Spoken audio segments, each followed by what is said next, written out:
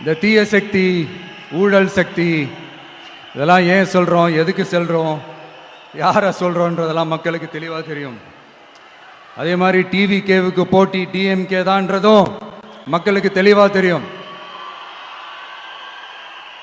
அப்படி இருக்கும்போது நாம் ஏதாவது பேசினா வாண்டடாக சில பேர் வந்து வண்டியில் ஏறி உட்காந்துக்கிறாங்க. ஆமாம், வாண்டடாக சில பேர் வண்டியில் ஏறி உட்காந்துக்கிட்டு குரல் கொடுக்குறாங்க.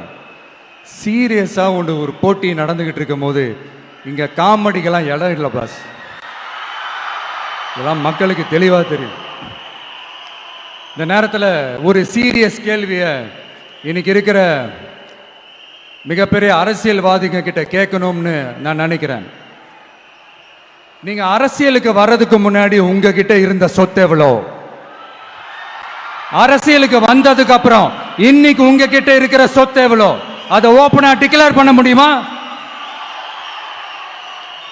அப்படி வந்த காசெல்லாம் என்னென்ன தொழில் செஞ்சு வந்துச்சு, என்ன வேலை செஞ்சு வந்துச்சு, உண்மையிலே நீங்க உழைச்சி சம்பாதிச்ச காசா, இல்ல ஆட்சி அதிகாரத்துக்கு வந்ததுக்கு அப்புறம் ஆட்டைய போட்ட காசா?